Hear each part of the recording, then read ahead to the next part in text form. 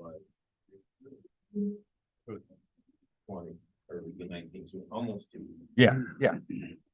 19.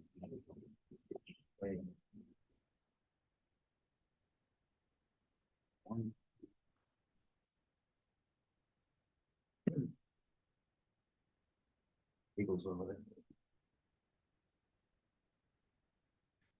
All right, I will call the meeting to order. So welcome to the April 16th, 2024 Solid Waste Advisory Committee meeting. My name is Tim Brownell. I'm the director of the Solid Waste Department here for Deschutes County. And joined by members of the SWAC committee up here and folks from Parametrics, our consulting firm that's helped us throughout this process to get us to where we are today. So I'm going to start with roll call of committee members, make sure we have quorum. So if you'll just indicate if you're here or online. Paul Bertagna, City of Sisters. Here. Morning, Paul. Good morning. Mayor Ed Fitch of City of Redmond. Here. Good morning, Mayor. Erica Lindberg of Republic Services. I'm here. I'm online. Good morning, Erica. Good morning. Erwin Swetnam, Cascade Disposal. Present. Jared Black, Citizen at Large. Here. Morning, Jared. Morning. Keith Casares, Citizen at Large. Here. Good morning, all. Morning. Chris Ogren, Citizen at Large. Here. Chris. Robin Vora, Citizen at Large. Here. Luke Dines, Citizen at Large. Not present. Cassie Lacey, City of Bend. And Mike Riley, the Environmental Center. Here. We have quorum.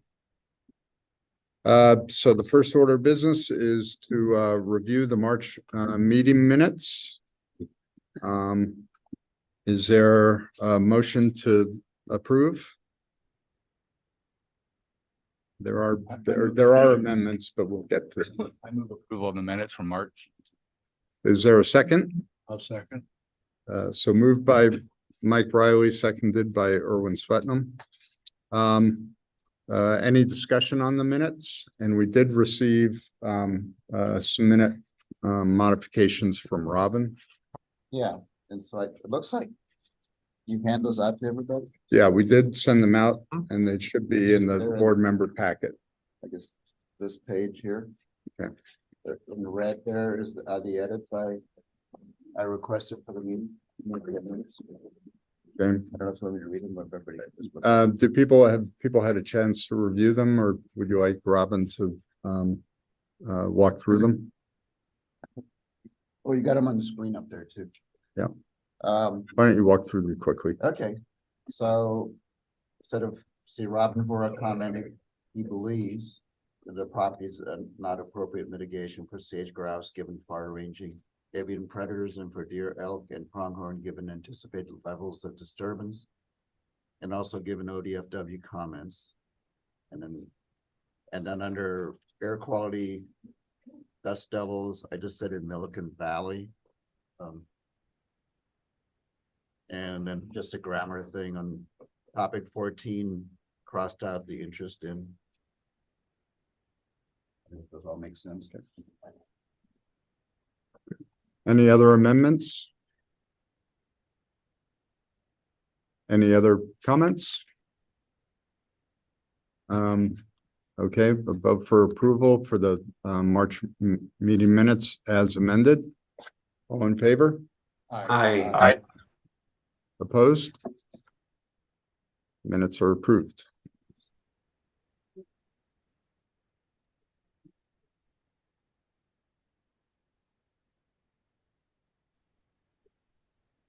So the next item on the agenda is time for public comment. So any interested parties who've signed in, can you come on up to speak? We are going to try and limit public comments to 3 minutes, as we have the committee some discussions and hopefully a recommendation to make today.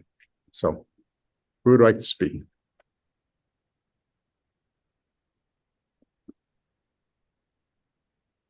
Me first. All right. And if you'll bring up a sign up sheet, Andrew, thanks. So state your name. My name is Steve Payer. I'm a resident of Central Oregon since 1981. Licensed real estate broker. And I live at Deepwell on Roth East. But I have no financial interest in which way it goes. In fact, Linda made the comment earlier, why doesn't the county buy both sides? Which I think that'd be a great option, you know. We have all the dirt out at Roth East. I mean, yards and yards of dirt to cover everything up. So that can be a win-win. I've testified before, made comment before, and something happened here just the last couple of days that's interesting. Coming in from Milliken, cresting over Horse Ridge, dropping into that basin, there was a recreation person, big motorhome, and had a huge bonfire going out in the, I don't know if it's private property or BLM, south of the Badlands, right there close. And that was the source of this pallor of smoke. The client sold property on a promissory note trustee. And they, no, so then the Somebody online is your mic is not muted. Okay. Okay.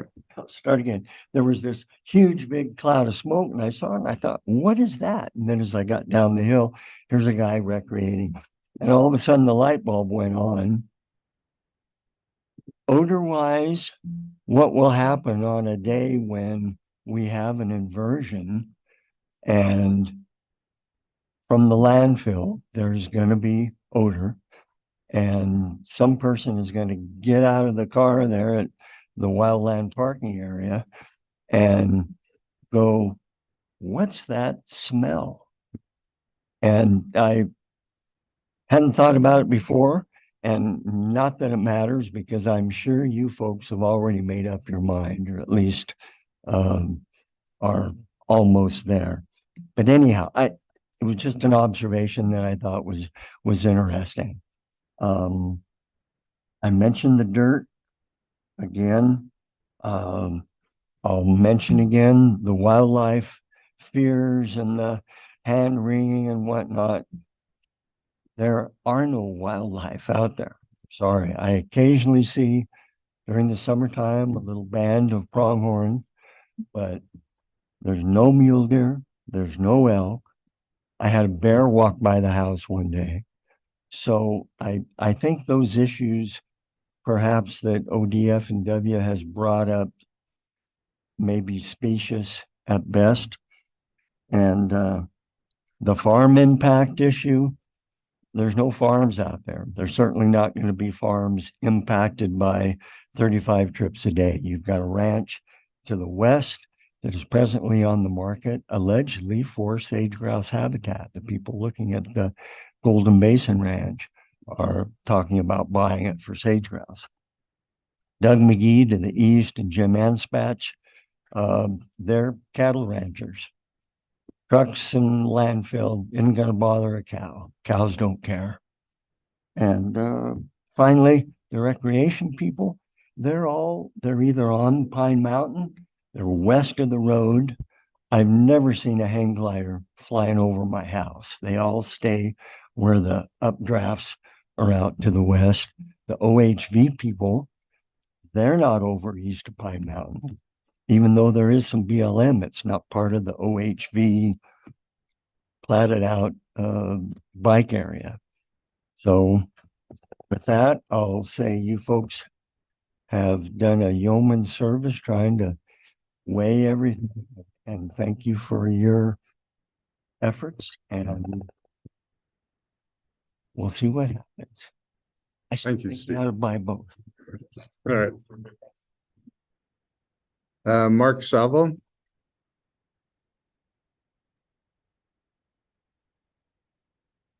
Morning. morning, Mark. My name is Mark Salvo. I'm with Oregon Natural Desert Association. I'm here this morning speaking to this letter, presenting this letter to the Solid Waste Committee. I believe it's in your packet. It is joined by Oregon Natural Desert Association, Central Oregon Land Watch, and Oregon League of Conservation Voters. My comments are these.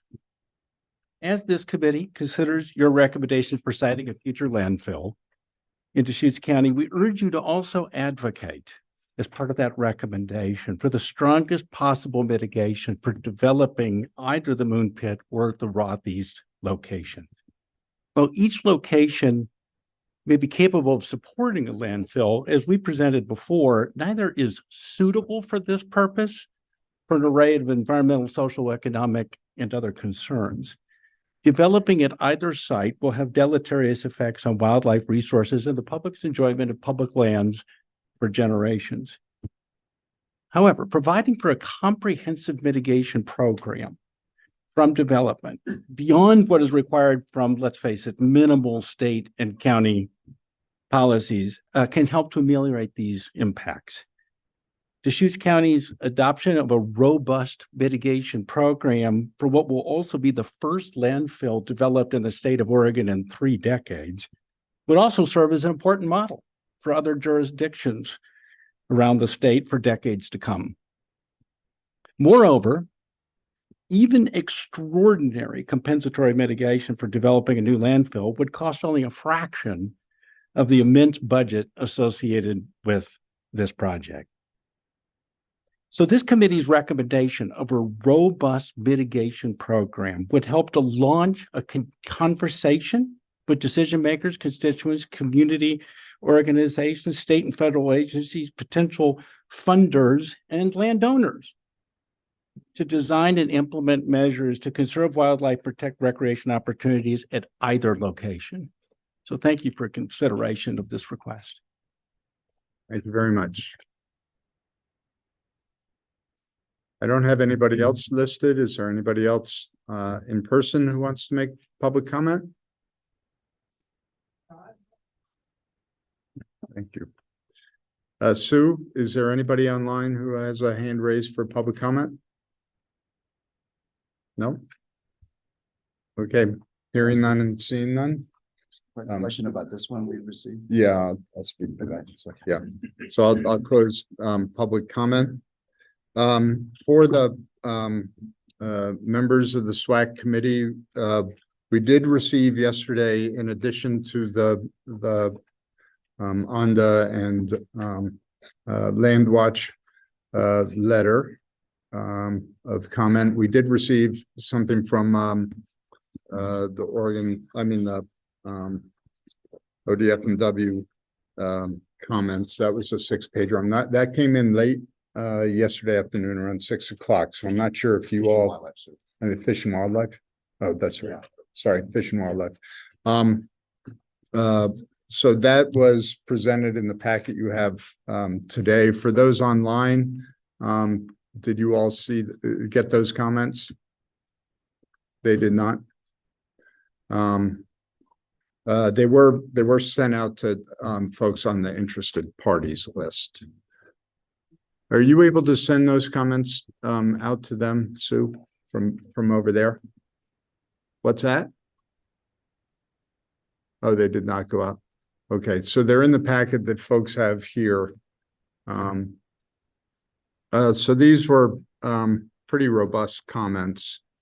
Are you able to put them, email them to folks, Sue, or no? So those will be sent to those of you online. So during the course of the meeting, you can review them, and anybody on the committee during the course of our discussions and deliberations can refer to them. All right. I guess maybe one note is Yep. appropriate here. We haven't really, looking at their comments, I haven't read them, but just scanning them, they talk about the pygmy rabbit, and we really haven't discussed that. I didn't realize there was a petition for listing in January this year. And so that, and they say here, if I'm reading it correctly, that the lot site maybe better habitat for that. So I had reading it carefully before I said that. But it's something we might need to note. It's big important.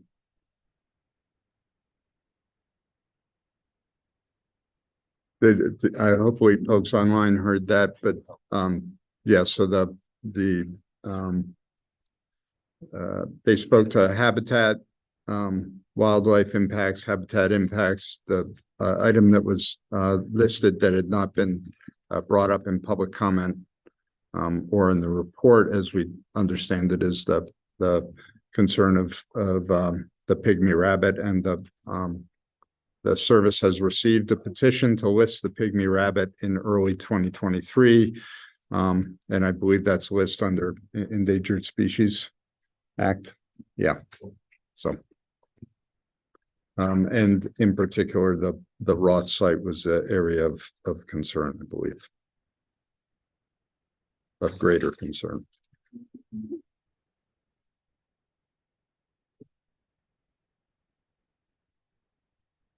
All right. So what is going to be our procedure on, I guess we're going to get into the report later. Yeah, yeah, yeah, we're gonna revert. So as we go through this today, we just want to note where we're at on our process. So as we're moving into the SWAC discussion, today we are the April meeting. We're looking for a recommendation of the finalist site to go to the Board of County Commissioners.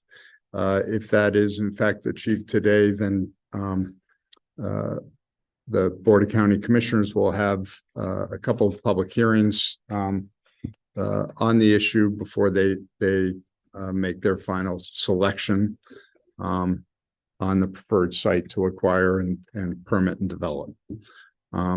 So we're anticipating that will take into June for that process is complete.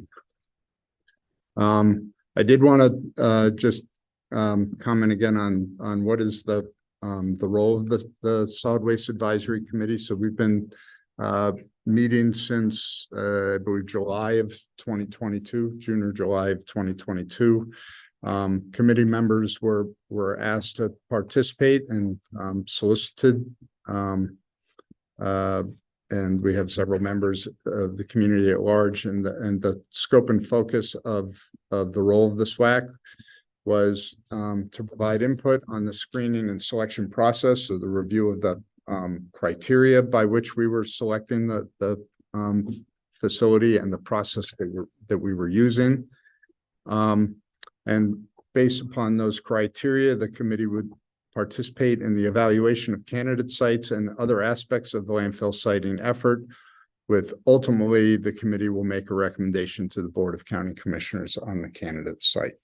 So that's what we've been kind of on a winding road, taking almost 2 years, moving from approximately 203 or 204 potential areas of interest or potential down to these final 2 sites and hopefully the recommendation today. So we certainly want to, and we'll do so at the end, but want to thank this committee and all of the public input, the thousands of comments that we've received that have really helped move this process forward, propel us to the place that we're at today. And this is really the beginning of what will now probably be another 5 years or more before we actually would potentially see a new landfill here in Deschutes County.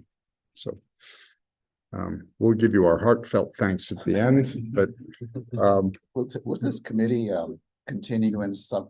I remember Chad saying that it's not just for the landfill, it may continue in some way afterwards. There is under ordinance, there's a solid waste advisory committee. This one, it continues to be kind of reconstituted as we move through different steps. We are envisioning that we will actually develop another advisory committee, which would require reappointment or appointment to look at diversion components of the solid waste master plan.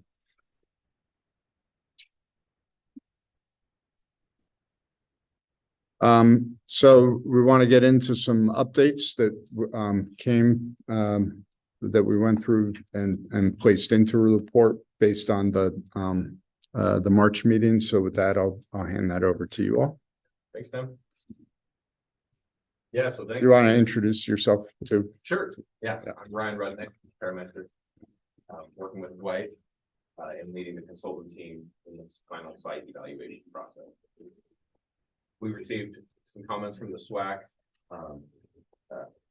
After the March meeting, we had a time frame for receiving comments, which was March 29th. Hadn't received any written comments by that date, but did have comments jotted down from the March meeting that we started working into the report. We did receive a handful of late comments on April 6th, and we were able to incorporate the vast majority of those, even though we had a very limited turnaround time with those before then updating the report and posting that to the webpage on April 8th. And so here's a brief summary of those. There's also a memo here that's included online and in this packet, summarizing in greater detail the updates that were made based on SWAC input. The high points are in the executive summary. We added discussion about public involvement and public concern for each site, the concern about potential disturbances to recreational activities and wildlife impact at the Roth D site, and also touched on the potential for sage grouse to be listed as an endangered species during the landfill lifespan. Also noted under the transportation section in the summary report that there may be the potential need for up to 5 water trucks per day running back and forth to the Roth B site to provide supplemental water supply during the summer months. The average is about 1 to 2 trucks, but during the summer months, it could be up to 5. For under community assessment, we included discussion on the county's outreach to the public and to regional tribes, and also included a summary table of the public comments received pertaining to each site. In the appendix, I think 4 appendices were updated in response to specific comments pertaining to those, with new data added, such as wind speed data for weather stations in closer proximity to the Moon Pit and Roth East sites. Wildfire risk data was reviewed and summarized in the relevant appendix for that. And also the greenhouse gas emission analysis incorporated into the air quality and weather subtask report. Also summarized in the summary report at a higher level. Also mentioned the risk of greenhouse gas, or not greenhouse, greater sage grouse listing within the landfill lifespan and the implications that could have operations after. And with cost estimates, this is a fairly significant change, I believe. We prepared an upper change or upper range for the Roth East cost estimate, accounting for the higher end of acquisition if it were to include all of the Roth parcels offered for sale, which is roughly $7 million. So that upper limit is reflected in the acquisition cost range for Roth East, as well as the initial development cost has a higher cost range, assuming increased mitigation costs if the fee in lieu approach was taken to mitigating sage grouse. And so there's that range presented for the Roth East costs. But more significantly, we then approximated 30-year bond costs, extending the time frame and term for that bond that would finance the initial acquisition and development costs for either site, and apply that to both sites. And that was based on information and rate info provided by the county. And we then have had revised tipping fees as a result of that, like going from a 20-year mortgage to a 30-year, lower payment, essentially, And then also analyzed the effect that the tipping fee changes from the current would have to self-haul disposal costs and monthly residential franchise waste collection costs. So really trying to boil it down to lifespan level and what these costs would feel like, more or less. So next we'll go into just a summary of those. And here you can see the cost ranges reflected here in the table on the right. That's the change for Rothy's acquisition cost ranges. And the cost per ton over the lifespan was not significantly affected by this. That's over the whole lifespan, doesn't account for bond financing, just taking the total costs incurred over the lifespan over the total tonnage, so that didn't change. And the small, couple million difference in the grand scheme of billions for the lifespan didn't change the cost per ton over the lifespan, but there were some pretty significant or notable changes on the near-term costs for the 30-year tipping fee. As you may recall, Moonpit was ranging from, it was near $120 per ton on the high range for the 30-year tipping fee. With the 30-year bond financing, instead of 20-year, that's now in the range of $106 to $115 per ton. And Rothy's now ranges from $100 to $102 per ton. So extending the term of the bond has improved affordability for both sides in the near term. Now, taking that further, we analyzed or estimated the impact that this would have to monthly residential collection bills. The tipping fee is a small portion of what franchisers charge customers. Much of the cost has to do with hauling, driving around town and picking up waste and taking it to the transfer station. So, so the tipping fee, the increase from where it is to what it would be for each site would represent a 12 to 15% change at Moonpit and a 10 to 11% change at Rothy's, which amounts to $3 to $4 roughly for Moonpit and $2.56 to $2.73. So between 2 and 3 for Rothy's. Very minimal change, or relatively minimal. Bringing monthly residential bills from $25 to say 28 or 29 for Moonpit, or up to 28 roughly for Rothy's. Just to kind of put it into perspective in terms of what residential customers would see on their bill as a result of these two sites. Also, the self-haul disposal costs. This is when you load up your truck or trailer and go to Knott or Negus to drop off household waste or construction debris on your own. Currently, that's $14 for the first 400 pounds. It's properly covered and secured, and that's proportional to the tipping fee. A fifth of the tipping fee, to be exact. And so that has more of a direct relationship to change in the tipping fee. For Moonpit, that would increase from 51 to 64%, from $14 where it is now up to 21 to 23.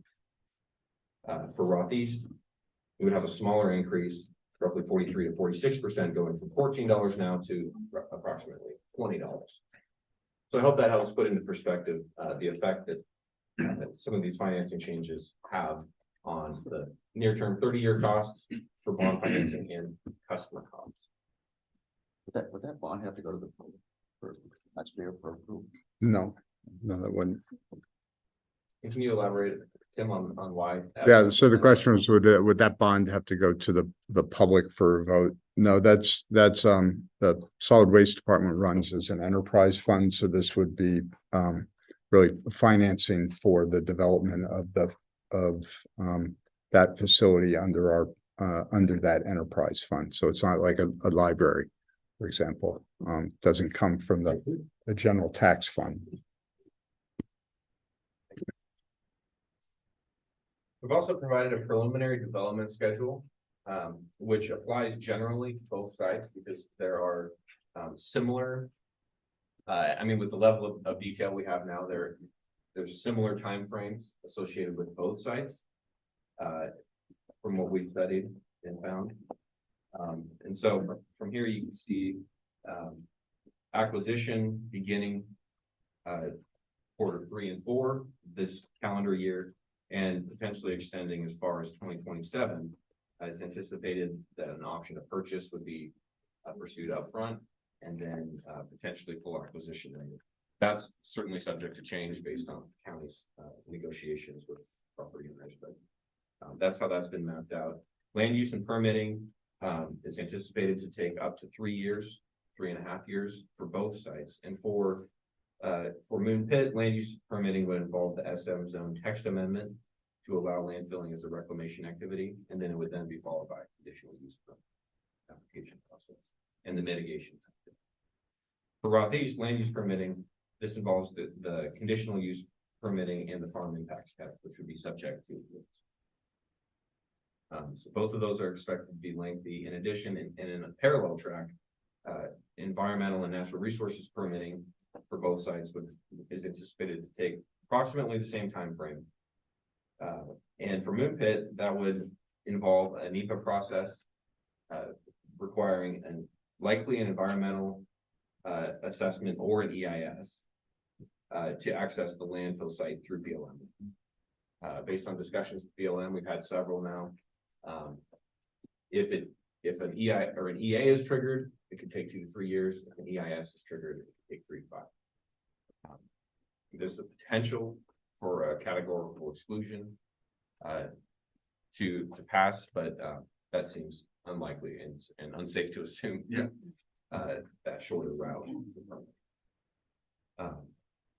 For Roth East, environmental and natural resources permitting, the timeline here assumes a lengthy process for wildlife mitigation efforts, largely related to sage-grouse, but other species as well, as noted by U.S. Fish and Wildlife. There are many species, and a lot of interest, as we've heard with this site. So it's not expected to be a quick path there either. And just a quick question on that, on the mitigation at Roth. That 1.5 to 8 million, I think was bookmarked. Is that reflected in these numbers? Okay. Yeah, the lower range is the lower end of that initial development cost, and then the roughly 8 million is the higher. So this is worst case scenario. Yeah. Okay. And open the question, but so that mitigation of wildlife on Roth, it still assumes you can do a fair amount of mitigation by adding the extra acres as well as the grazing. Again, something to do with the grazing allotment, grazing rights. Yeah, there's a spectrum there presented for mitigation costs. Cheaper options would be some of the more creative on-site committee responsible mitigation options that have been explored in the report, or at the higher end, the easier but more costly option would be in lieu mitigation at the higher end. And that cost range may change, if there are higher expectations of mitigation in response to comments. So it might be higher than what's shown here. Could be. These are comments we just got yesterday, right? Last night. Yeah, but I mean, I think the comments we got from Fish and Wildlife are consistent with what we heard from Oregon Department of Fish and Wildlife at the last meeting in terms of, and even some of the public comments, that the landscape, especially with sage-grouse, is changing substantially. It has the potential to change and evolve, and we saw that with the BLM report that came out right before the last meeting. So while I guess my point is that the numbers you have in here are sort of based on today's landscape, right?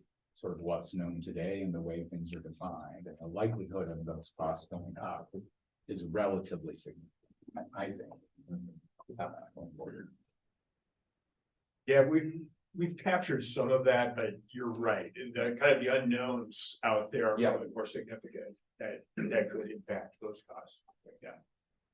Especially over the medium term, a little bit longer than maybe the short term. The likelihood of those costs going up because of increasing attention, in particular, sage-grouse.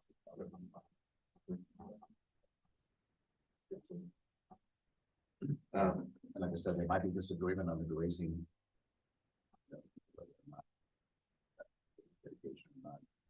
It's something we can play in the future when it's actually.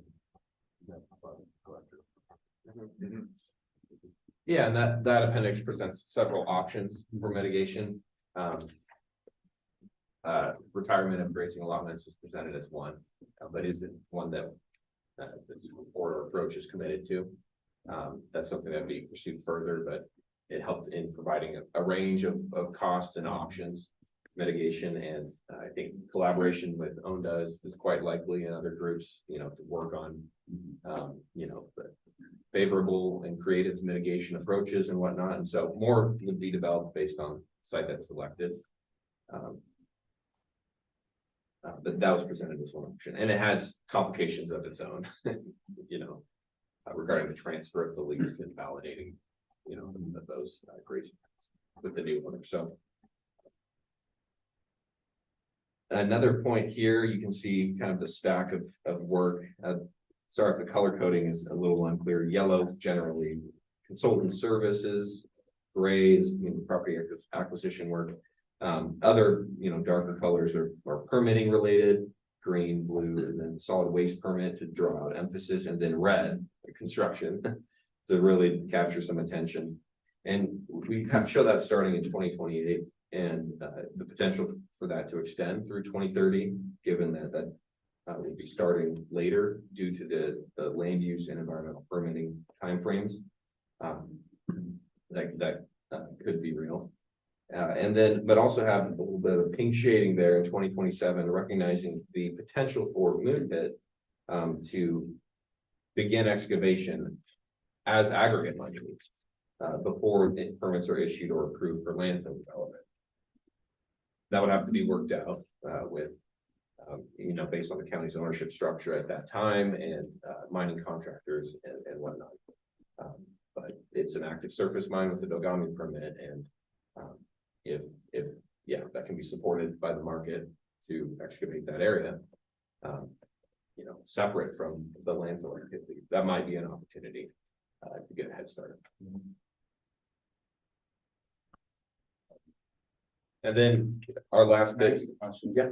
I'm just curious, is there anything known about possible evolving things that are criteria, concerns that to be considered under a DEQ permit?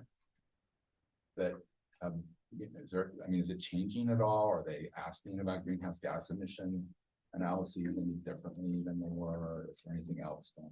It's a good question. The piece is really around the Title V permits, the air quality issues, methane management, methane capture, methane monitoring. Those are the larger elements that have been changing over the last couple of years, and it really is around how you monitor, control, and destroy methane. I think we may start to see other areas that may fall under DEQ around food waste and food waste management and landfill avoidance, but not things that would impact necessarily landfill siting. Yeah, and landfill permitting is pretty straightforward as far as what is in the rules now and what they look like going forward. And yeah, really, it Clean Air Oregon and the air rules are primary. We're primarily seeing changes these days, and not as well as any future facility. Yeah, good question. Thanks. And then we just one last slide, and then we'll open it all up to SWAC discussion. And this is all SWAC discussion, so feel free to bust in if you have a question. Dwight, you want to take this part? Yeah, just kind of wanted to go through some of the SWAC questions that had come through. And one of them was, will all the public comments and meeting notes also be added as appendices? And they are, that's the public record. And so keeping those in there, as well as the deliberation records of these meetings, that's specific to the minutes of the meetings, and then other, your comments directly as SWAC members as well. And so that is included in the final documentation. I do have a question on that though. Yeah. By all public comments, I mean, there are thousands of emails, perhaps hundreds at least. And I guess that's when I say public record is all part of the public record. is it part of the appendices? I think most of those public comments will be noted in the summary tables that we've had. So what are the topics of interest that people have had on different sites? And that really started back in when we were doing the broad and focused screening. Because we had comments, a lot of comments at that point. And that's when we got the large volume of comments on this. And so that is more of the part of the public record. The summary will be in actual appendix to the report. But again, you know, these are all public comments, and so they are part of the public record that is available. So when you click on appendices and, you know, in the future, it's not gonna necessarily list thousands of comments. No, although, in fact, that's a good question, exactly how best to identify those within the links in the document, and we can see what works. Yeah, Sue, maybe you have you might have recollection of how were public comments appendicized or not in the solid waste management planning process. They were kept on file, but yeah. So yeah, the summary tables would be appendicized unless you want to. There might be, we might want to include the full comment made by the official state or federal agency or tribes. Oh, yes. Agency letter. Yeah. Okay. Like, you know, these, that one from the Fish and Wildlife, I don't know if ODFW submitted one or Andrew Walsh just did a oral testimony, that was it. Yeah. Otherwise, and the tribes apparently haven't responded to anything, but if they do. Mhm.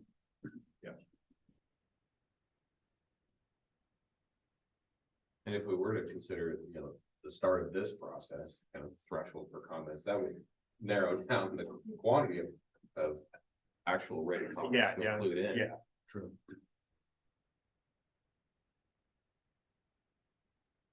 Would it be appropriate to include meeting minutes in the appendix of the report as a summary of the process? Usually not. Okay. Again, it would be available. Mhm. It's already 1,300 pages. Yeah. Is the SWAC also approving appendices? I think the point we do want to get across here is that the report and all the appendices, you know, it's a 1,300 page, you know, compilation of all this information, is a decision-making tool, not necessarily to be approved. The item to be approved is the recommendation going forward. And so I wouldn't say you necessarily have to approve the appendices, so to speak. It's more that you are approving and making a recommendation to the board of county commissioners. I don't know about other SWAC members, but I did have the time or some cases the background to read all those appendices. Well, no, exactly, exactly. And that's how we typically prepare these reports as, you know, the experts preparing this information for use by decision makers like yourselves. And in this case, making that recommendation onto the board. And then the third item here, did BLM confirm that obtaining a road right of way to Moon Pit will be a lengthy process? Yes, they did. And it is kind of nuanced through, there is a road right of way now. And, you know, for the current operation and the current property owner. And so there's reassignment of that. So it is a process that you go through. It's not whether, you know, necessarily obtaining a right of way. It's kind of this process of transitioning that right of way to the county in this case. Yeah, and I would just add, it's also concurrent. It's not, you have to do that first. It's concurrent with all the other activities that we're gonna have to be doing relative to land use and DEQ permits, et cetera. Yeah, you saw in the schedule, those are in parallel, land use and environmental review. The bond question already got answered by Tim. should various population growth assumptions be explored and modeled for landfill waste projections? What we're primarily here for is differentiating between two sites.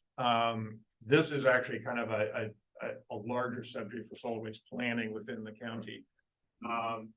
Not really that relevant to the question of which site is the appropriate site or the preferred site for a landfill.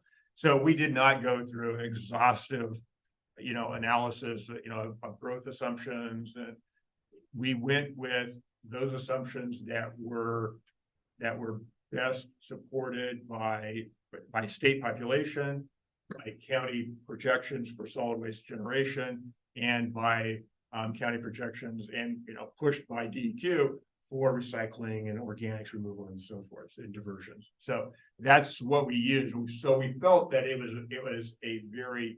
a very consistent number that we were using through this process, and appropriate for looking at these two sites. I think, maybe you're going to say something. It's actually you that Mike made a comment a couple meetings back that maybe look at a sort of, what do you call it, a sensitivity analysis to see if those comparisons of the two sites would drastically change if you adopted a really different growth, population increase. Was that what you asked? Well, I think there might have been somebody else who made that comment, but from the public. I mean, do you want to review the population growth assumptions that are in here now, just a summary level? Because my recollection is that, it's more than 1% for some period of time, and then at a certain period of time, it's modeled at 1% growth going forward, right? Yeah. Yeah, and I believe it's at 1.5%, for the initial period, but you have that. Like 10 years or something. Yeah. Not sure if it's in here. It might be summarized in the cost analysis. Yeah. But it's based on the Deschutes County Coordinated Population Forecast. And it, that has a limited time frame, but it terminates, it drops down to a terminal 1.1% growth rate, starting at maybe 2.2 or so now, and then gradually declining, and then leveling out at a flat growth rate. So it does seem to recognize, some capacity being reached in terms of resources and whatnot, land availability. Here in recognizing that declining growth rate, and that's based on PSU Population Research Center for the county. And so we ran with that and assumed that 1.1% would continue. Yeah. To do anything different would be, I feel like, a bit of a calculation or speculation. We assume it would go down or go up. So we just kept with that. Kind of where it landed. I think what I was thinking of is if you had a band say, what if it only went up 0.5% after a while, or if it only went up 2%? How does it sway the decision or recommendation at all? And I guess part of it is professional judgment, having done this for 38 years and looked at past projects where we've done this process and gone through those population projections and how that impacted operations, and this is obviously post selection in those cases, of the site, and not really seeing that much of a difference. But what's most critical is that you're evaluating based upon a consistent model for both sites. And so you're not playing games as far as trying to push one side or the other. And so that we went with pretty much the middle of the road, consistent numbers for both sides, and that it was primarily for the purposes of site life. Were we going to have enough site life, and then also for the population or for the projections of waste, and costs. One of the reasons why we decided to put more emphasis and really look at this 30-year time frame is for bonding, but it's also, if that's what's most impactful, and where you're going to see the biggest difference, it's also where the population projections are best. I mean, the farther you go out with population projections, the farther you can get off straight. And so it's like, it's really good to be able to have this kind of nearer term projection period that you're using for the purpose. And so from that standpoint, those are pretty solid numbers, you know, for comparing the two sites. And the effect that different projections would have, or different actual growth relative to what's projected, would be the lifespan, as Dwight noted, the usage of airspace over time, and the need for more or less cell development at different intervals. Also, the cost per ton, that's the denominator in that equation, the tonnage. So the total tonnage to that point. So if waste projection slows down, then cost per ton would go up for that period. If that makes sense. If there's more waste produced, then you know, we're dividing by a larger total cumulative tonnage with a lower cost. So those are that's kind of the gist of the relationship between growth and other factors. Anything else on that? I was just curious to see if you guys factored in the diversion rates. You know, Tim is at 33% now, and he's looking to go to 45 in 2025. If that factored into your design capacity analysis. Yeah, it is designed that we get up to 45%. It won't be as soon as the opening of this landfill. I think that the 45% is hit sometime around between 2030 and 2040. Yes. But it is the 45% diversion is built into this. 1% per year. Yeah. Steady progress. Yeah, we're trying to be very conservative on that. We better beat it. Yeah. Yeah. Next up was at Moon Pit, who would own the aggregate rock being mined? So the county is acquiring in this case, would acquire the pit and the mineral rights. And so the county would own the rock. And so it's up to them how that is mined, and, you know, royalties or however, you know, whatever approach is used to get the economic benefit for the county out of that rock. And the final item under this was, is water leasing at Moon Pit secure and included in the cost estimates? It is included in the cost estimates. We have the costs in there. And so that is one of the line item costs, similar to how at Roth, we have it for the trucking of water out to the site, in that case, both of which looking to secure water rights, in that case. And so whether, you know, the leasing is secure, that would be part of the acquisition of the property, would be to contractually secure those rights for that period of time, you know, that they need to have access to those until they get secure water rights. So it's all, as they say, it's all negotiable. And that holds true to Roth as well. So Roth, in that case, I mean, we're looking at hauling water out there until we secure that water right. And so, yes, I mean, I'm trying to remember, did we have a period of time in which we're hauling water out there, or did we just for? It was conservatively the same with the whole thing. Yeah, It's a small portion of the overall annual operating cost, around 1% of it. So conservatively it was we put in for all years. But it would likely have a sunset if water rights could be obtained. Yeah. Right? So we would purchase domestic water rights, but then we'd be looking for. Yeah, but worst case scenario, it's 1% of the total cost. Roughly. Yeah. See it in the appendix. Yeah.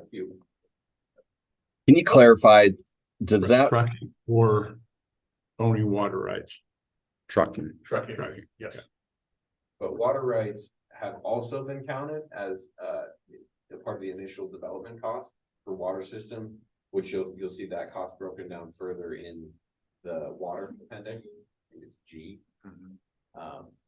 One of those. Yeah. So in a sense, it kind of is double counted, but it may occur at different times. The timing of that. Somebody online was wanting to ask a question. Yeah, can you clarify? So that well at the Moon Pit, it doesn't have a water right attached to it? At Moon Pit, it does have a water right, under the, proposed, sale agreement is that right would not be for sale, that they would look to transfer that water right. So they would lease a portion of that right or sell water to the county until such time that the county was able to secure its other water rights. Does the county So have an there would existing be water rights that they negotiations could as to transfer? That would need to be an indefinite offer until such time as the county was able to procure its own water rights. Does the county have any existing water rights that they could transfer out there? It's got some water rights. Whether they could transfer or not is we are not sure. It's in another district, water district. But that we would look at the purchase of mitigation credits and other water rights as well. And Tim, this is Keith. Correct me if I'm wrong, but transferring water rates or water rights is less timely than for them to try to sell them to the county. Is that correct? The process when you transfer versus sell? Well, transferring is generally a more expedient process than applying for a new groundwater permit. Right. Okay. I thought so. You already recently. Mhm. Yep. They recommended pursuing a transfer, and also applying for a new permit, see what works, more or less. Yeah. But in the meantime, it is possible to lease part of a water right. Yep. And that's what we're looking at doing, and that's what we have costed. Right. Yep, both sides have a near-term water supply.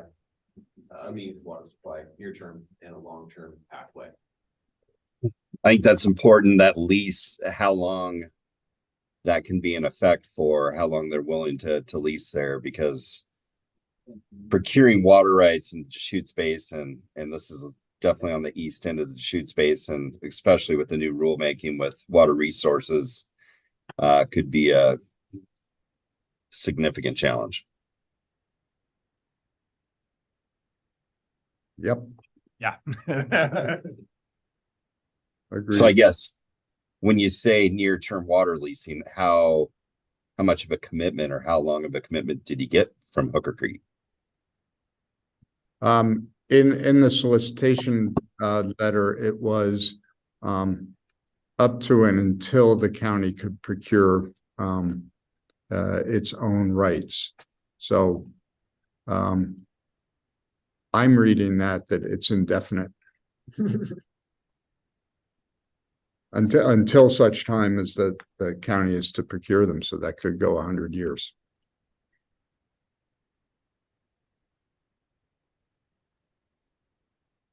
We're done with that section. I had a couple of things that fit in the comment question realm. But Yep. in this thing, but if I could ask quickly. Go ahead.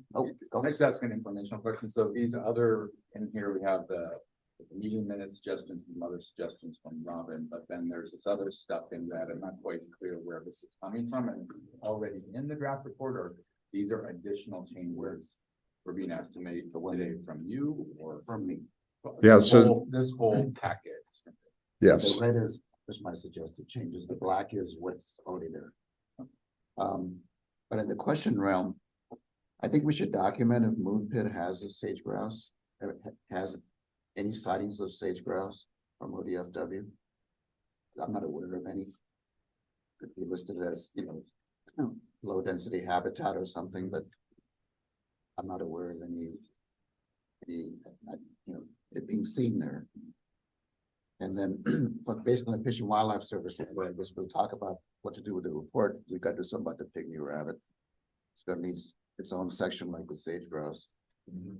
And one other thing, generally, I don't know if we should list the location of a nest or an archaeological site in the report. I know that federal agencies often shy away from that because then you don't know who's gonna get hold of that report and go out there and Right. do some to the nest or try and loot this, do some of the site. And just like, I don't know what the county's policy is on that, but it might be wise not to be too specific. So, Yeah. yeah, Our cultural resources league agrees with that generalization, and you can make some text edits to generalize the location, so it's not. Yeah. and- As easy to discover.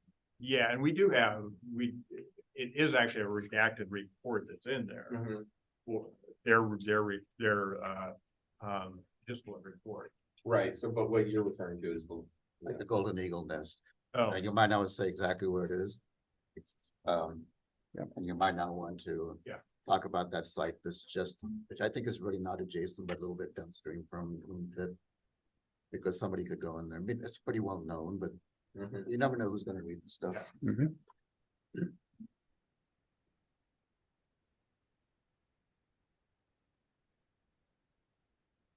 I guess the rest of it, I guess, Tim, when you. How are we gonna deal with the report with suggested edits? I guess probably the two things I had in here, Mike, is follow through. Most of it's editorial. But I guess the two items. I think the fire stuff is still a misstatement. Yeah, before before you jump into it, so we've received some suggested modifications to the or suggested edits to the final report from SWAC member Robin Vora. They came in yesterday. Sue, those were sent out to the SWAC members, correct? And interested parties? Yeah. So that's what's in front of you. It's pertinent for the SWAC discussion. The question would be, would these, how would these be incorporated into the report? Probably the approach we would take is, because these are technical reports, the question would be whether they would be agreed to by the technical consultants, or whether we should accept them as SWAC. Would they be SWAC amendments or a SWAC discussion appendices? I'd say Approved. discussion appendices, Yeah. so they're part of the deliberation of the SWAC. Yeah. It's kind of the idea, because we haven't had a chance to fully vet, everything here yet. But, some good information and want to make sure that as appropriate, it is incorporated into the report, but not sure what we can at this point. Is that the way the rest of the committee feels? Yes, I'd like to see some of the stuff actually get in the report. Kind of leaving it open-ended that at least this committee won't know what finally be in there. I think if the committee were to say, yes, we want these comments to be recognized, then they could be incorporated into the report where the technical authors approve those to be put in. Those not put in would still be a Okay. SWAC deliberative appendices to the report. So would it be helpful at this point to kind of just brief, if I can, quickly just explain? There's only two that really. Sure. Most are editorial. Okay, I'm starting on. Into the microphone. Yes. I don't think anybody can hear. Okay, I'm sorry. I'm starting on a lot of what I wanted to do was get some stuff that's buried somewhere in the appendix or somewhere into the executive summary, because that's all some people might read, or the conclusion. I know I often have this, if I have a long report, I go to those two sections. I may not read the rest of it. And so right in the first one, second to last paragraph, where we talk about concerns of local residents, a couple here in the audience. I was going to suggest adding paragliding and dust devils since they've been mentioned. And other one is poses impacts to map essential habitat for mule deer. Maybe cite where you got that. It's mapped by who? ODFW or And that actual use of those species, I suggest adding that is actually low in, that's why I made the comment about the sage grouse. Has anybody ever seen a sage grouse in Moon Pit? Our natural resource lead reviewed that comment, and his response was pronghorn and sage grouse use at Moon Pit is low. Elk and deer signs were observed throughout Moon Pit. Okay, So it's not completely fair to say that actually use by all those species is low in Moon Pit. okay, So he has some suggested language changes that accounts for that. okay, good. observation. That would be good then. Let's see, and then where you have the paragraph above, what I wrote, that I don't have any edits to it, but the reason I put that in there was how the wildlife mitigation question, which we talked about a little bit, was calculated. That one needs to now have mule deer, elk, pronghorn, sage grouse, and pygmy rabbit added. Then I had some edits on the decision. Yeah. 1-2, second paragraph. But right, this one right here. Okay. I guess wherever you have sage grouse in a lot of places, you may have to add pygmy rabbit to that list. I'm just curious a little bit on that point. I'm not a natural resources lead, but my understanding is that each of these species is tied to the overlay zones for the county. And so what would be besides, I guess, the emphasis added by U.S. Fish and Wildlife and other groups, the trigger for that as a part of the permitting process? I don't know the processing answer to that, but but you'll have to go through, since this petition for listing, you'll have to go through the Fish and Wildlife Service on sage grouse and pygmy rabbit, golden eagle, bald eagle, but not, not pronghorn and mule deer, but So is the status as petition for listing? Is that?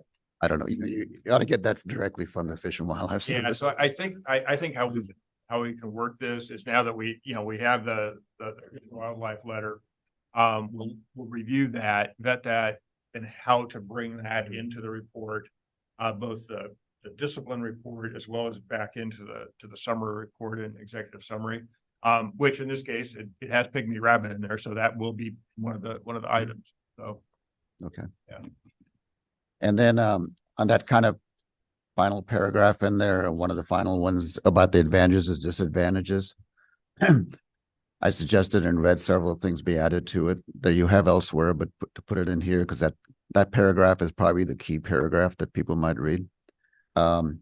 Insufficient present water rights, added cost of greenhouse gas emissions, and a general statement I made at the last meeting that mining in Moon Pit, from a cumulative effects analysis over time, if you looked at NEPA, mining in Moon Pit will continue whether or not there's a landfill, and impacts from that on wildlife and other resources will continue to happen.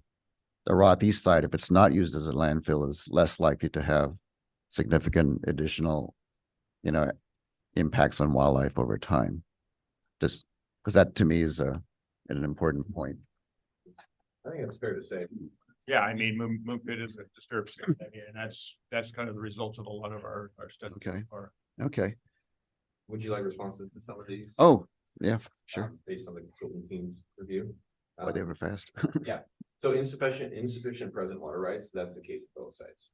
So Okay. listing that under Roth East, Okay. would be appropriate. The added cost of greenhouse gas emissions from falling water, that's already captured later in the list regarding longer haul routes. Okay, but that'd be redundant. Yeah, well, it says haul routes, but I'd also point out specifically the greenhouse gas emissions from the water, but okay. Oh, that's mentioned. Yeah. Resulting in higher cost and related greenhouse gas. Okay. Water hauling is a very small portion of. Yeah. Okay. the haul. Yeah, I saw that. I was just tying that specifically to the water hauling to point that out. Higher wildfire risk, the data we reviewed from U.S. Fish or Yeah. Forest Service, map both sites as high risk. Yeah, I'd like to get to that next. Right. So, and then just in general, with this conclusion, we've been very careful throughout this whole report, to approach this as objectively as possible with a high standard of objectivity. And so want to be cautious to skew it in one direction versus the other. We want to, as fairly as possible, present, the pros and cons of each site and kind of leave it up to the SWAC. And that's really what this exact moment is for you as a SWAC to discuss what, you know, what you think more so than wordsmithing it into the report, which aims to be an objective presentation of the pros and cons. So let me just ask a question. Are you saying these last two sentences he's suggesting are not objective? Is that what you're saying about the mining at Moon Pit will continue? I mean, it's a true statement. I guess. Kind of wanted to leave it more, as an open presentation of, here's the pros and cons of this So site. I guess my point is though, to Robin's earlier point, that if people only read certain parts of the report, we don't want to give people the impression that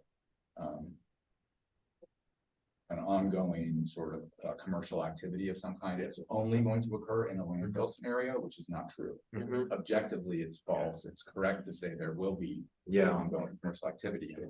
Just in terms of getting to a summary of that issue, this does actually seem to me an important point to be making about the facts on the ground. I would add, it feels like a pro and a con, to just list like that one site will have continued use and one won't. Right, So- right, yeah. Yeah, I think maybe it can be, I think the way it's written feels a little bit editorialized from a committee perspective. There may be a way to rewrite it. That's a little bit, that's kind of getting the fact across without it being. Yeah. Cause I agree with what you're saying about, you know, just thinking about what should be just really straightforward information versus drawing conclusions about, you know, what that information means, which I think is more of a SWAC discussion. So I want to be sensitive to that. That'd probably be the second sentence. First sentence is pretty straightforward, yeah. I had a question kind of related to that, which maybe should have asked a while ago, but I do think with the Roth East site, we kind of assume like it'll be a landfill or it'll be as it is today, but because it is under, it's private land. So I have been kind of curious about like, are there other, if it's not a landfill, are there other potential uses of that land, ways it could be developed in the future? And I don't know who that is a question for. I don't know if we would know that here, if that's, you know, I think something for. I can take one stab at it. It has been, I don't know if it's been partitioned. It has been submitted for partition to be broken up into 8 parcels, I believe. So that it could then be sold into 8 separate parcels for residential or zoned under EFU. Okay. Yeah. I think that's something that, because that's something that I just kind of came to the realization in the last month or so, thinking that we're operating, some of the discussion that we have is kind of saying like, oh, it'll be how it is, but when something is privately owned, you know, there's no guarantee that it's going to stay exactly the way it is. So I think that's just something for us to consider. Would edit that second sentence to include that 8 parcels. Yeah.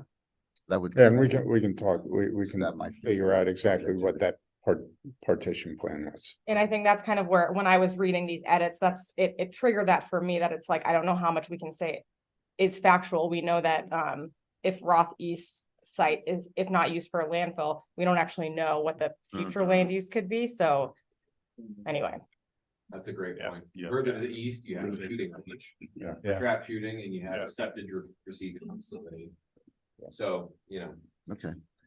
If nothing else, delete the second sentence, yeah. Just one more point on that real quick. Oh. Another intent in this closing paragraph is to kind of emphasize that this decision is very nuanced and there's a lot of different factors at play. And you know, advantages, challenges, costs, a lot of different disciplinary considerations. And so we present a list of those, kind of the broad spectrum of pros and cons at Moon Pit, and then a broad spectrum of pros and cons at Roth East. And then to narrow in on one category here at the end, just structurally, maybe feels a little bit out of place. If there's a way that we can generalize that more so, you know, in terms of site disturbance, perhaps, but it seems to focus narrowly on habitat impacts, which is one of many factors at play. So I just wanted to comment on kind of the structural intent of that closing paragraph of the executive summary.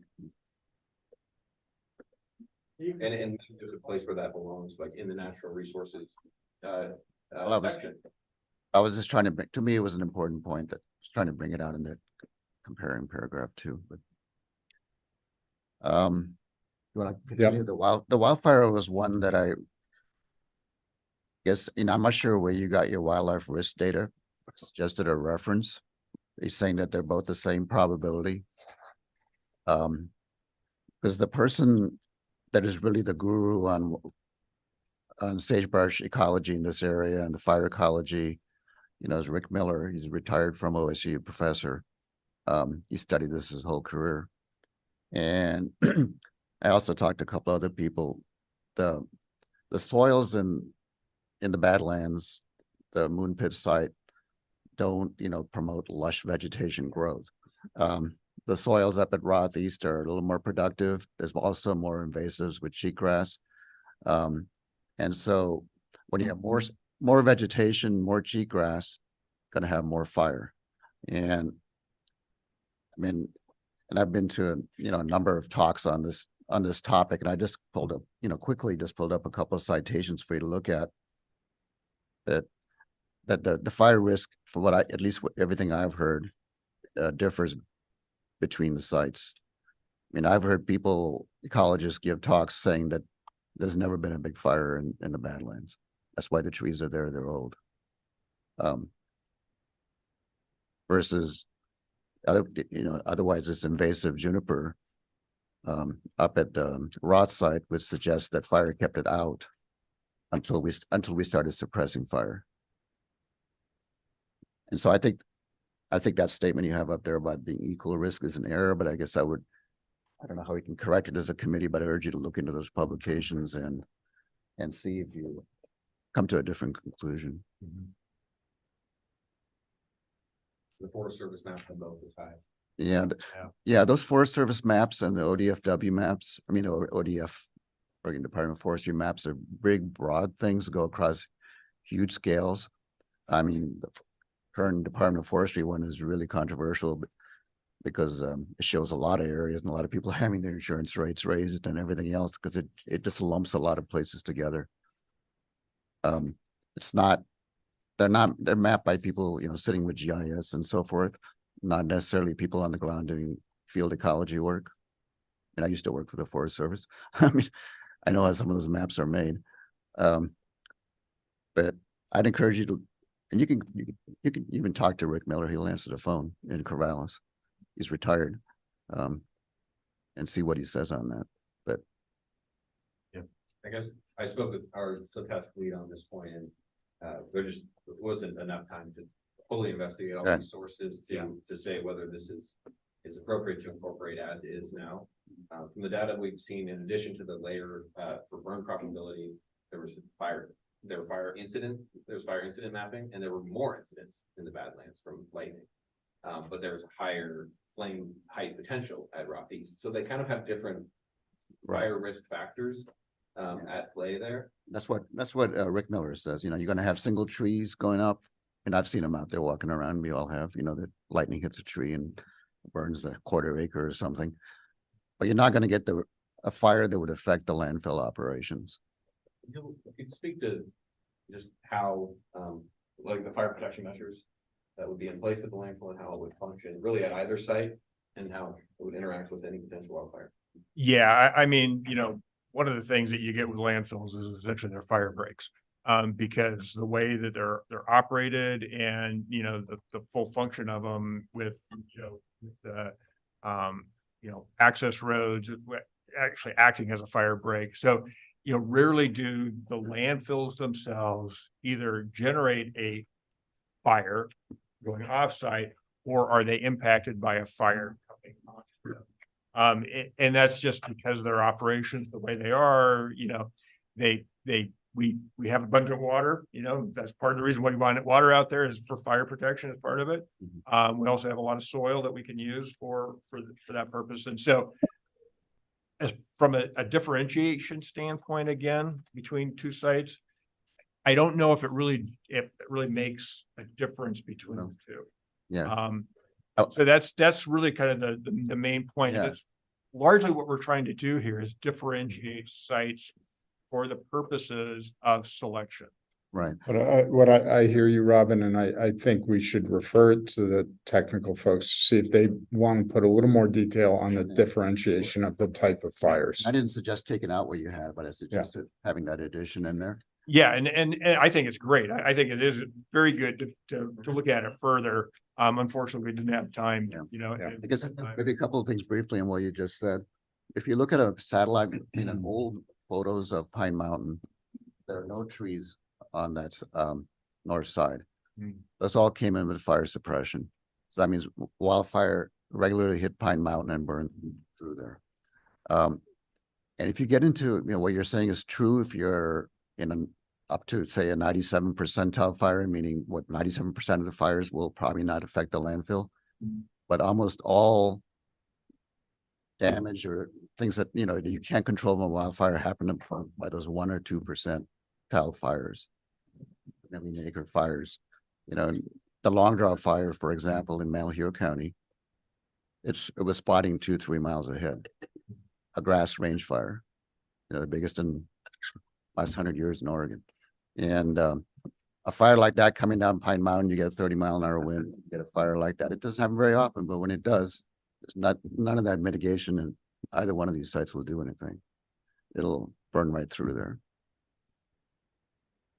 And, you know, you have whole towns, like, you know, you can see in California there that have all kinds of barriers in them that it burned right through everything. Fuel breaks no matter what.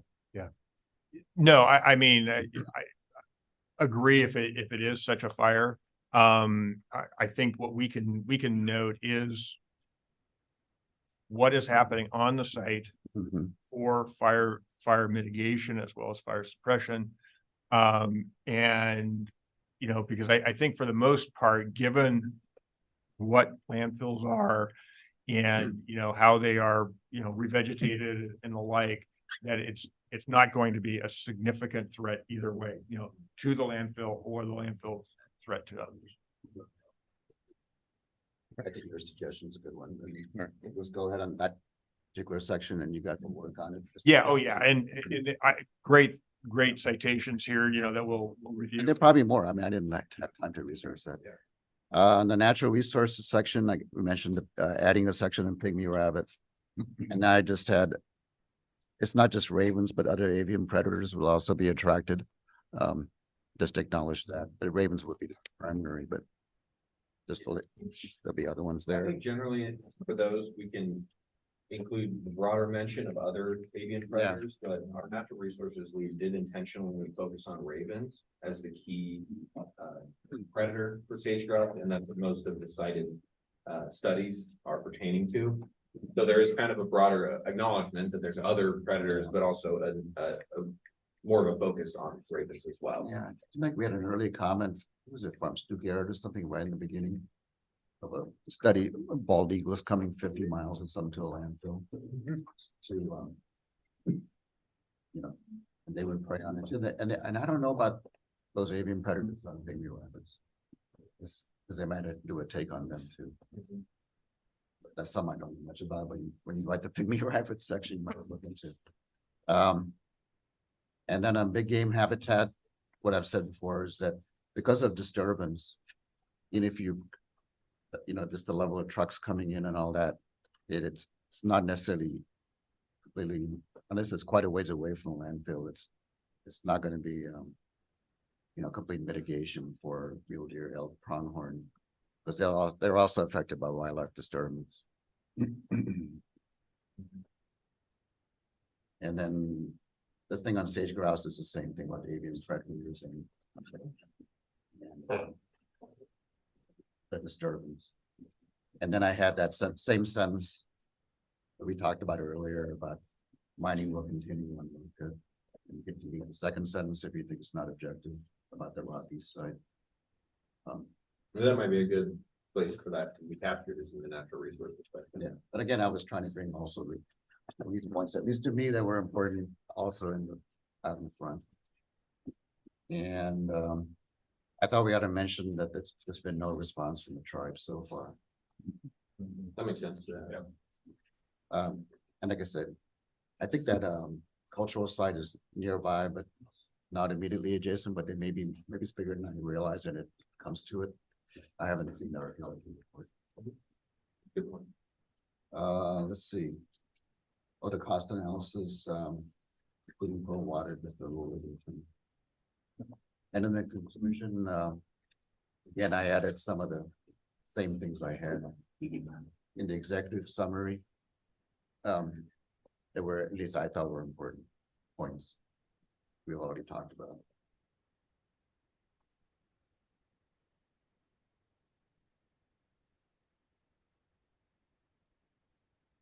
That helps. I guess the question would be, would you be, based on what you heard, would you be comfortable with, the parametrics working with their technical folks to amend the sections as they deem appropriate based on your input? Or is there another action you want this committee to take? You had a little different wording the first time, when you mentioned it, like you say that. If the committee, I guess that'd be one option. The other option is the committee recommends that needs to be incorporated, not exactly word for word, but in some way in the report. It would be included as, if the SWAC as a whole wants to vote and say that your comments would be accepted as whole, as part of the SWAC deliberative, the comments, and it would be within the appendix as such. That's like two different things. You could do both. Yeah, well, some of these will be incorporated into the report. I can't tell you that in total, that all of them will. I can't tell you that. You know, my perspective, I should let the other committee's members voice an opinion, what they think should be done. Well, one other thing I would note is your method of recommendation can be a motion. And you can have a rather lengthy motion stating your reasoning for your recommendation. I mean, we've provided the substance here objectively to you, with the intent that you can make a decision with it. And it sounds like there's been a lot of deliberation here, a lot of consideration. And so this is kind of your chance to, okay, based upon the findings, this is our recommendation, and this is why. And I'd like to open, have other SWAC members make ask questions or make comments, so that some of those may also get included, either in the motion or in a motion for deliberation notes. I have one question. Could you speak a little bit to like what the direct outreach to tribal entities has looked like? Because it says direct outreach, and I guess the way that I think about direct outreach is like a conversation, and so I'm interested in how like no response could have been given. Was it like an email that was sent, and which tribes was outreach sent to? Yeah, Aubrey, do you want to comment on that? Yes, so this is Aubrey Canning, I'm part of the consultant team, and from the communications perspective, we did send written letters at multiple points during the siting process to, I believe it was 3 contacts for the tribes. This is prior to my being in kind of the lead on the communication side, so I don't have kind of firsthand knowledge of that process, but there were written outreach and then I believe follow up by phone as well, without a response yet. But we're still interested in opening that dialogue and getting that consultation. It also says like throughout the report that the county has been doing the outreach, and so what I'm hearing is that Parametrics has been doing it. Cool. Yeah, under our agreement. Yeah. Oh, okay. Gotcha. Okay. Yeah, I mean, I think it would be good to make more efforts to have a conversation. Just calling that out. Yeah, and it's a good point, and we have actually made more approaches to do that, and to get other contacts that we can use for that purpose. Great, thank you.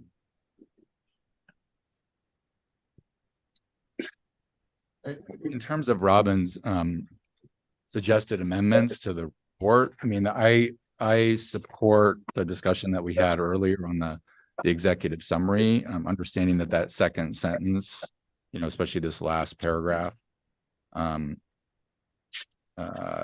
is maybe getting to be more, more of a judgmental conclusion, if you will, rather than stating the facts, but the rest of this stuff I think is kind of needs to be left to the experts, because that's essentially, I mean, I understand there's disagreements about some of this stuff, and I think the wildfire thing is something you guys could look into and see what your folks on your team are looking at, but the rest of this stuff,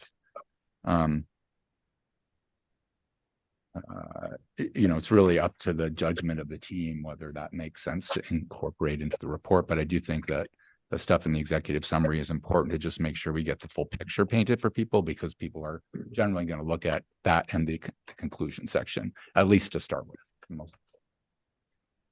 But yeah, I'm not sure if I'm seeing head nods from the rest of the committee about that. It seems like those in the room, we're seeing head nods. I'm assuming that's the case for those online. Yeah, I'm fine with that approach, Mike. That's correct. I would agree as well. This is Keith. This is Ed. I agree. So these comments will be referred to the technical.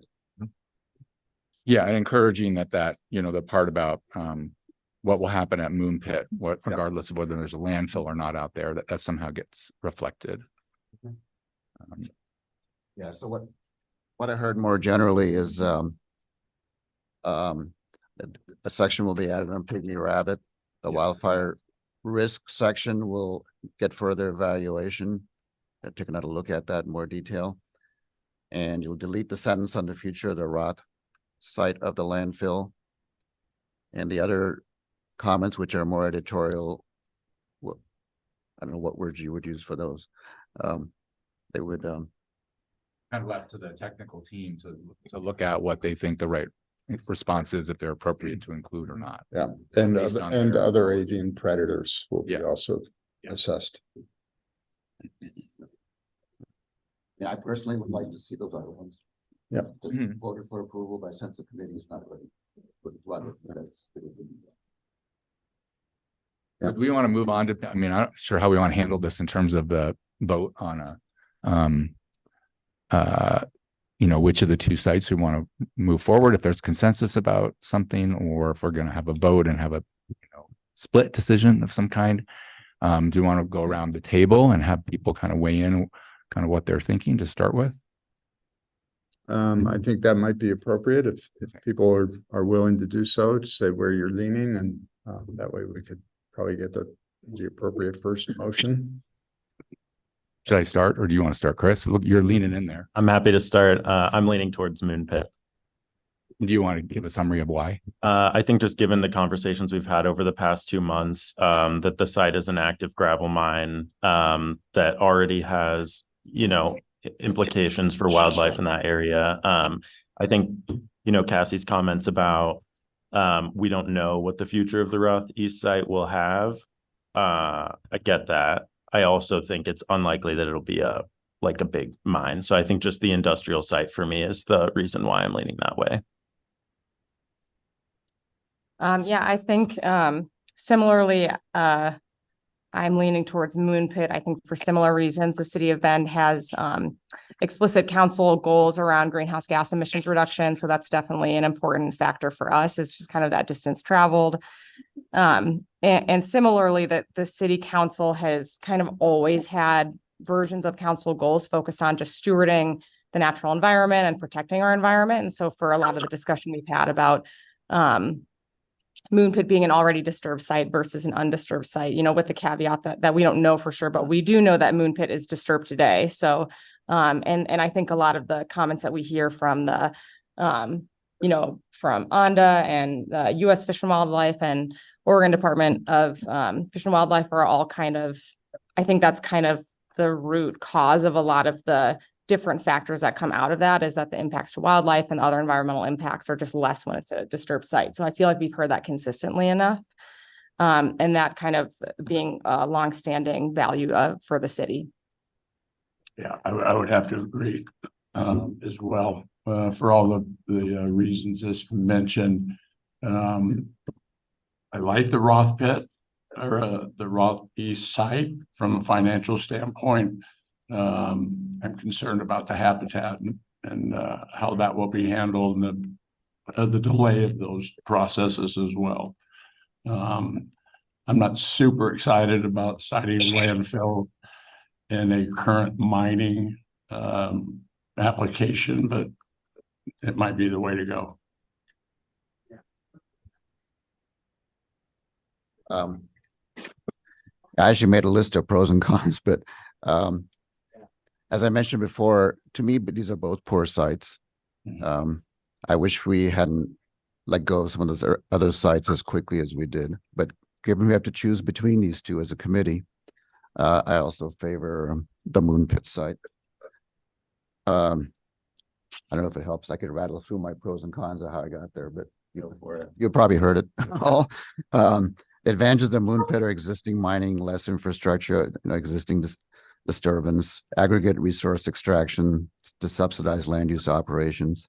The disadvantages is next to the Badland Wilderness, more expensive and in the beginning, complex site layout, BLM road use permit, more blasting for excavation, Golden Eagle nest, water rights, leased, not owned. On Roth East, the advantages were good site layout, connection to electric power. The disadvantages, strong on the wildlife end, especially sage grouse, now pygmy rabbit, deer, elk, pronghorn, higher wildlife mitigation costs. I think the wildfire potential is higher. It would affect more local residents, affect recreation users, visual screening, Pine Mountain Observatory, paragliding. The water rights is not secured, their availability, water hauling. The dust devils and wind, higher greenhouse gas emissions, longer haul, the Milliken grade. LUMA permitting, land use change from exclusive farm use, and potential for Fish and Wildlife Service, federal listing of sage grouse and pygmy rabbit.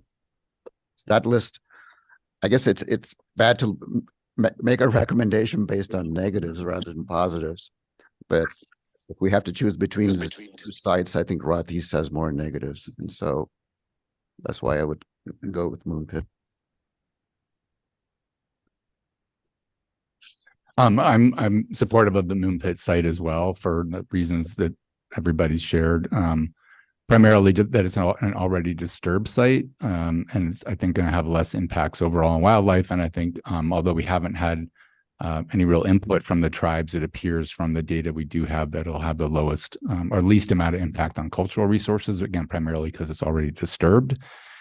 The lower greenhouse gas emissions, of course, is an important part of this. And I think an important part of why I prefer Moon Pit. And then I also, roughly the lifetime costs are similar for both sites. And I think that that's important for us to consider. This is a 50+ year decision. It's not even just a 30-year decision.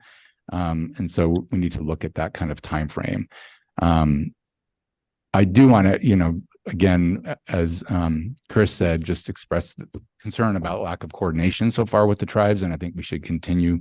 I think that should be part of our recommendation to the county commissioners, is that there should be continued efforts to do outreach to the tribes, and also that I know this is not really the purview of this committee, but wanting to see an equal level of attention to planning for waste prevention and recovery in the future, that's really important part of the story here. It's not what's before us today, but just sort of making that part of our recommendation as well. It could extend the life of this new landfill, which is better for the community and just less impacts overall. I think the final thing, and maybe we come back to this as a second piece of this, I'd like to discuss a little bit more ONDA's proposal on a comprehensive and robust wildlife and recreation impact plan. So maybe we come back to that as part 2. How about somebody online who wants to start? Jared? I prefer the Moon Pit area. One thing I am a little disappointed in is that it is the shape of it. I'd like to see the shape a little different, and I would hope that in the future there'd be some attempt to try to expand the boundaries of that to make it a little better shape. But that's my preference.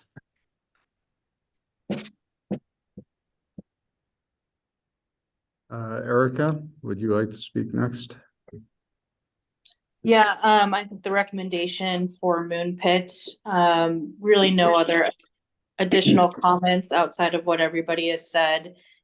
I mean, it makes sense. It's a current industrial site and there's potentially less environmental and wildlife impacts to this particular area. But yes, Moon Pit is what I would recommend. Okay. Keith, are you still online? Yes, I'm here. Yes, thank you all. Thank you to the committee and to Parametrics and everyone's hard work on this. I agree with the rest of the committee members at this point. I think that based on all the feedback we've received and all the due diligence that Parametrics has put in, I think the Moon Pit site makes the most sense for the next, to 50 to 100 years. As Mike was saying earlier, this is a really long-term decision, but I think it's important that we're making the best decision for the future. I agree that because of the disturbance that's already occurred at Moon Pit, I think it lessens the environmental impact there compared to the Roth East site. Also, one thing it's been mentioned a couple times, but I really think it's important, is that the observatory at Pine Mountain is one of the 2 observatories left in the state besides the one we have here in Sun River. And I think it needs to be more attention paid to that. And I think to protect that as much as possible for future generations is really important. And so I think that the Moon Pit site, unfortunately, the financial impact is a bit more, but I do think it's a better location and for the future of this type of infrastructure and for the future of Deschutes County. Thank you, Keith. Mayor Fitch? Yeah, for all the reasons that's been stated, I agree with Moon Pit. I also think if the port's a little closer over a long period of time, that will make a big difference. But yeah, for all the reasons stated, Moon Pit.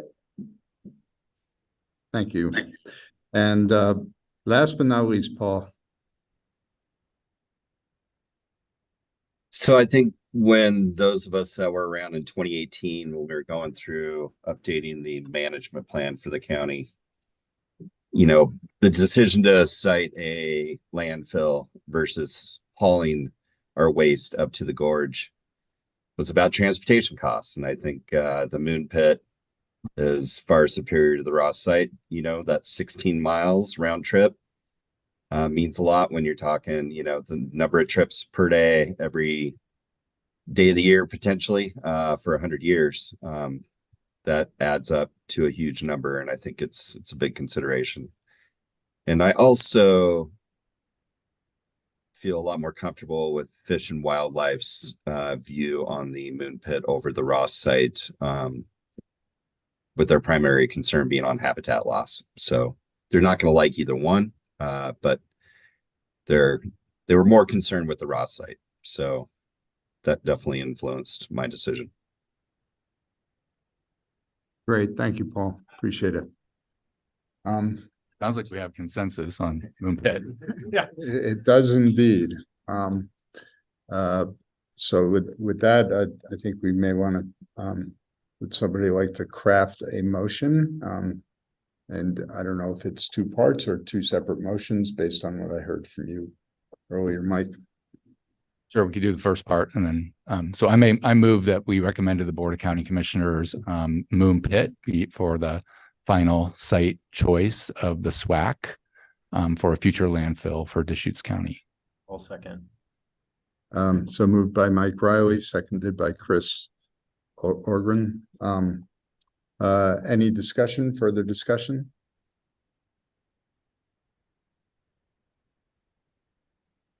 Hearing none. All in favor? Aye. Aye. Aye. All opposed? Passes unanimously.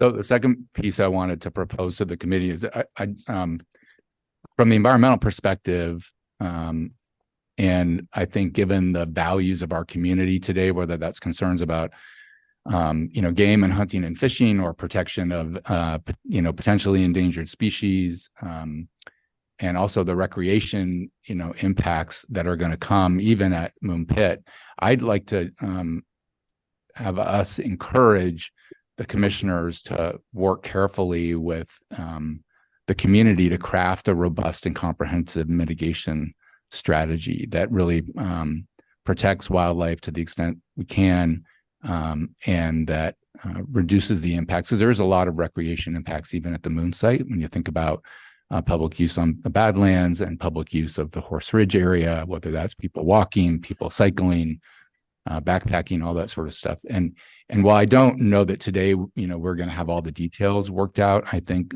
some of the suggestions that come in the letter from Honda and others today helps us kind of begin to shape that. So I'd like to see us as a committee make that part of our recommendation. You know, I know it's outside of the scope of this immediate question before us, but my experience with advisory committees like this is that stuff comes up during the process. And, you know, with my other hat at the city council, we often get, here's what the questions you asked us to answer, and here's how we're answering those. But here's the other stuff that we identified that's important that we want you to consider as you move forward as, you know, a group of elected officials. So I'd like to propose that we make some kind of a motion. I can think about the wording here in a minute, but just want to get a sense of the committee about that before we move forward.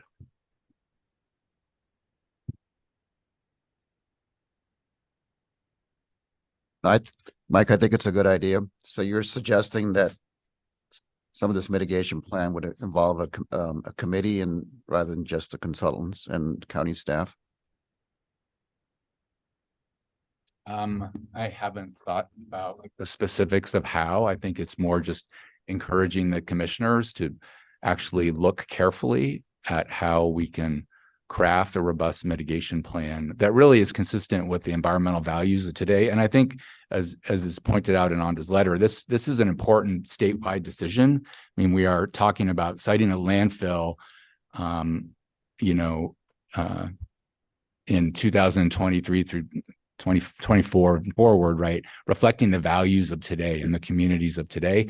And how can this be example for how we can do this to consider what people think is important in today's world. It might have been very different from how we approached landfill siting in the past. So it's an important model for the rest of the state.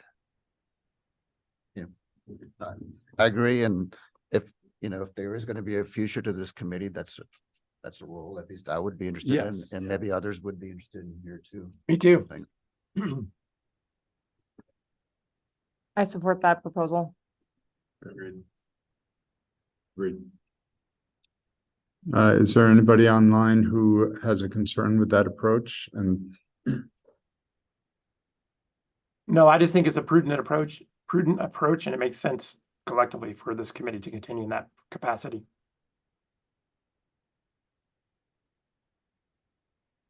Dwight, would you envision that this would be done as a motion? Yeah, A second motion? Yeah, that's what I would think. Yeah. That provides more power behind Yep. it to the commissioners for sure. Mike, you want to take a stab at a motion? I didn't think about that part before the meeting today. I mean, I think my motion is that we encourage the Board of County Commissioners to work carefully with all the various stakeholders and perhaps a future version of SWAC to develop and implement a robust and comprehensive mitigation strategy related to wildlife impacts, but also nearby recreation impacts. And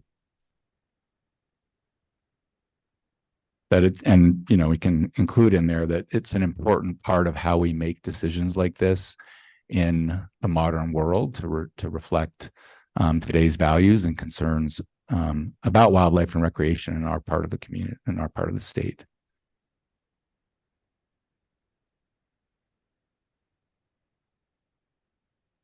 Do I hear a second? And anybody have anything to add to that? Amend it. Sounded good to me. I'll second it. All right.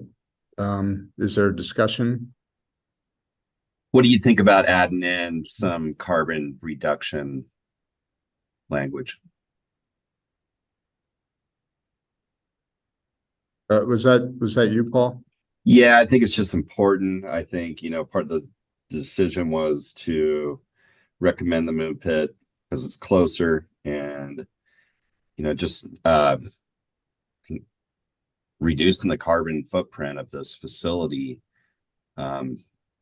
should be a long-term consideration. Would you see that as a friendly amendment? Sure. Mhm. I think perhaps with the carbon reduction, it might be, we could also maybe tie in, Mike, you mentioned it at first, like a focus on somehow tying in a focus on waste prevention and waste diversion. Because one of the things that I think came to my mind with this too is one of the other downsides of the Moon Pit site is that it does have a shorter lifespan, and it's not significantly shorter, but in 100 years, probably some people will be bummed that we didn't pick the one that had another 13 years. So I think it's important with one that has a slightly shorter lifespan that there's a big focus on the waste prevention, which is the total amount of waste sent there is a contributor of the greenhouse gas emissions in addition to the transportation, I believe. So I don't know if I don't know if that's making it too convoluted to tie all those things together. But you know, it's important from the city of Bend's perspective. Both those things are important, and I heard it reflected in other comments as well. I'd suggest maybe that's a third, we could have that as a third motion, and it, you know, that's the other recommendation, that we, as quickly as possible, shift to also looking at waste prevention and recovery strategies, and how we get, you know, as assertive and robust with those as soon as possible. And I know there's already plans in the works for that, but that could be part of the task of, you know, a future SWAC. Looking at that. So maybe we do that as a third motion. That's okay. Yeah. It's a different topic. Yeah, I would support that, even though I'm not a voting member. Yeah. So the motion is that the board consider including a robust mitigation plan to minimize impacts on wildlife and recreation. Mm-hmm. And looking at ways to continue to reduce the greenhouse gas impacts of the landfill. Mm-hmm. Okay, any other comment? All in favor? Aye. Aye. Opposed? Motion passes. Is there another We motion? got one more. You want? You want? The waste prevention one? Yeah. Oh, I wasn't thinking about it. I guess it would just be recommending that the Board of County Commissioners prioritizes waste diversion and prevention strategies. You said something really good, Mike. Do you have anything? Yeah, that we shift as rapidly as possible to doing a robust investigation of waste prevention and recovery strategies. Yeah, And as soon as possible. as soon as But possible. that's equally important, and in particular because our recommendation has a slightly shorter lifespan. So extending that is going to be important. Looks like we might have a public comment. Yeah. I mean, Hey, can you come up to the microphone just for the folks who are online? Thank you, Tim. my name is Tim Shimke and I am a private citizen. Congratulations. I can't commit the county to anything, okay? I would just suggest, I think this is a good motion you're working on, but I would emphasize the fact that we're moving from a situation where 80% of all the waste that goes in this landfill comes to our gate without any expense to the solid waste department, this whole Bend area, right? And so now we're picking all this waste up and we're moving it out to the Moon Pit. And so that greenhouse gas impact, that transportation cost, I think you should mention that that's in the impetus for really putting a focus on waste reduction and recovery. So reduce the number of trips essentially, right? And what you're getting at Reduce the cost to the county. overall and the Right, cost. Yeah. right. I mean, that's, you know, what, $1 million and a half a year expense that we have not borne that will happen once we close this landfill. And so, I mean, just that economic impact alone will drive more waste diversion and recovery, you know, but I think it's a good idea to point that out to the commissioners in a motion like this, but I would emphasize that added cost, that added greenhouse gas emission that we're forced to deal with here. Yeah, thank you, Tim. So part of the reasoning on that motion is that because it'll help with control the costs of the landfill by For the county, yeah. to the county and to the ratepayers, and also reduce greenhouse gas emissions.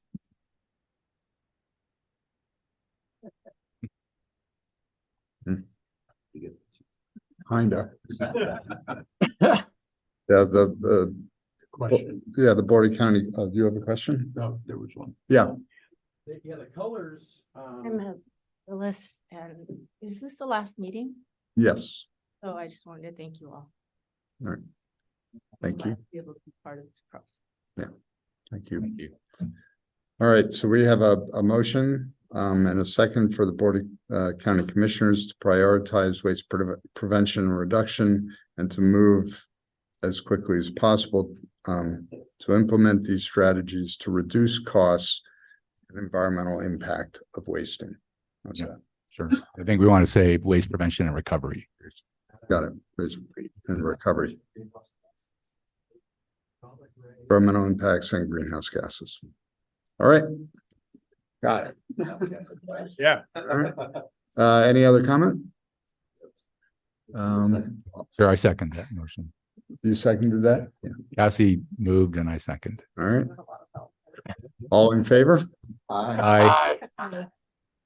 Any opposed? Passes. Any other motions? I thought it was. Yeah, so there was. I made a lot of comments that may have sounded negative here, but I wanted to thank Parametrics and your group and Tim, you too, patience and a lot of good work in that report. Thank you. Yeah. I have to hand it to the SWAC and to the county. Always for really sticking to this and, working through it and really, deliberating on these issues from day one, not just now, but, the comments and substance that we got out of these meetings has been invaluable in this process. It's really been good public process. Yeah. And I really want to thank, I'm going to thank several people. I want to thank Tim Shimke and even the previous Board of County Commissioners for stepping into the solid waste management plan, which really projected and developed the future pathways for the solid waste department and for the county, which included the development of this process. I really want to thank all the members of the public who commented and participated and endured. This is citing landfill is it's a technical process, but it's a participatory process and it's an emotional process. And many people in this community were impacted by the conversations that this group had, and the solid waste department and the consultants did our best to make it inclusive and as transparent as possible. And in some ways we were very successful. In some ways we may have been delinquent, and I think we've learned from it, but we appreciate that people have been engaged, stay engaged, and really help us understand the priorities of the community. And so I'm excited and relieved that we've gotten to this place. Can I add one thing, just to make it really clear to everybody, right, that we're making a recommendation to the Board of County Commissioners. They're the final decision makers on this. And so for those who have participated in the process, shouldn't walk away today thinking it's necessarily done. And encourage you to stay involved and pay attention to when this comes before the county commissioners. If you support the decision, the recommendation that we're making, that you communicate that to the commissioners or otherwise, and just continue to stay engaged as we move through the process. That there may be some things that were outside of the scope of what this committee looked at that may come up in some of those discussions, and so folks will have to consider that and let the commissioners know what they think about any of that additional information or additional stuff that comes up. And in particular, I want to thank those folks who as Tim said, endured through the process. There are people here today who've been here at almost every single meeting, and we just appreciate y'all showing up and continue to be consistent throughout. It makes a big difference. And last but not least, I want to thank all of you, the committee members, for an extraordinary number of hours and a lot of consideration and a lot of empathy and compassion for the people who came before us. So thank you very much. So with that, I'll entertain the motion to adjourn. I move we adjourn. Second, I'll second. all in favor? Aye. All right, we are adjourned.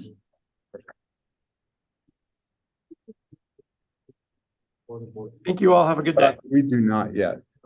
No. Yeah, major, but we have to agendize it and work with the county attorney to find out how that process works.